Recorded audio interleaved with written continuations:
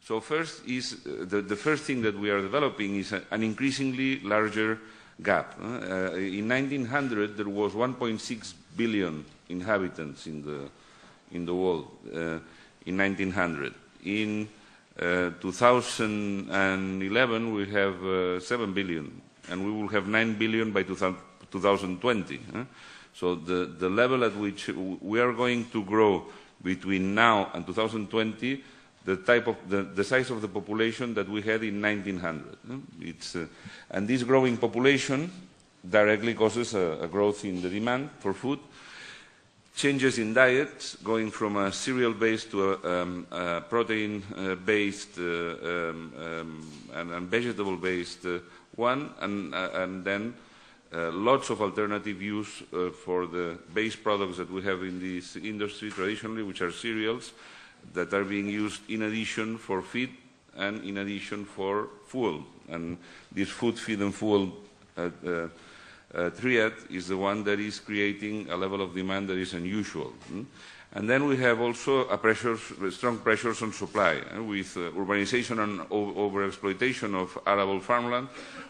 All over the world this is being the case, but especially in the countries that have been probably more ecological in their usage of land, because they have used less fertilizers, they have used seeds that have different types of consumptions of water and land nutrients, and urbanization is clearly another challenger behind that. Secularly, there has been underinvestment in agribusiness. Agribusiness has always had probably the least attractive shares that one has found in the stock exchange. This is probably why we have huge cities and we have less land every day, because its real estate has proven to be a much more interesting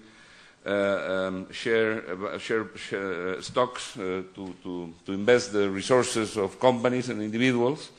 Well, I suspect that this is going to change dramatically in the coming years, and that this is becoming, until very recently, one thing that we can say is that Apple, for instance, only the share of Apple has more valuation than the whole agribusiness sector, the one that is in the stock exchange. So one Apple more than the rest of the industry. I hope that the next Apple that has this kind of valuation is the Chick Group Apple. So the one of our sponsor, he's in the right track. So this might happen anytime. Then we have also water and labor shortages in farming. We will go to them, and climatology, which is again it's producing a level of convulsion in the predictability of crops and in the droughts and so on, which is dramatic in this industry, because this industry is about predictability. It's not about the contrary, especially in some parts of the world where they cannot play with other of the mechanical or technological resources that you use to cope with climatology. So ever-rising demand with pressures on supply is creating this important gap. You have the world population, as you see, this has been already commented. From 2000, we have added 1.5 billion. We will add 1.9 to 2020.